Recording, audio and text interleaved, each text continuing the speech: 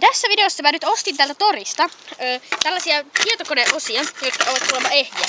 Ja tämä tietokonetyyppi suostui olemaan mukana videossa. Tuossa näitte nyt alussa todennäköisesti sen klipin, missä mä ostin nämä uudet komponentit torista. Joku idiootti on varmaan mennyt tästä toriin laittamaan ja sanomaan näitä uusina. No kuitenkin, me tänään stressitestaamme näitä. Eli stressitestaamme. Ensimmäinen stressitesti on, kuinka hyvin nämä kestävät stressiä. Eli mä uhkailen kuule teitä tällä puupalikalla. Nyt kannattaa toimia, muuten tulee ongelmia. Sä haluat ongelmia? Selvä. Seuraavaksi siirrymme näyttikseen. Näyttiksenä meillä on GTA 67890. Noin, GTA. Haluatko tästä pääs? Haluatko? Hyvä, se testi kesti stressiä. Nyt olette voineet hyvin. Mut sä taas, sä et nyt yhtään ymmärtänyt, mistä mä puhuin. Noin, seuraavaksi olemme siirtyneet tähän muuhun kohtaan. Nyt testaamme, kuinka kestäviä nämä ovat.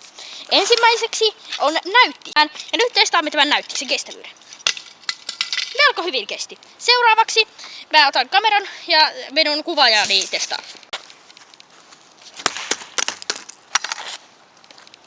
Tässä huomaatte, että tämä oli täysin skämmi. Noin, nyt seuraava testimme on... Ai niin se näytti sieltä, mä käyn hakea se.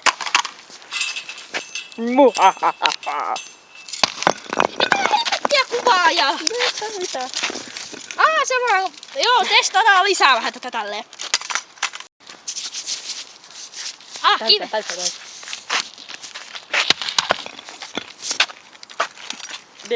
Noin, nyt nämä ovat menneet meidän stressitestimme läpi ja näyttävät sille, että hyvin toimisivat. Varsinkin...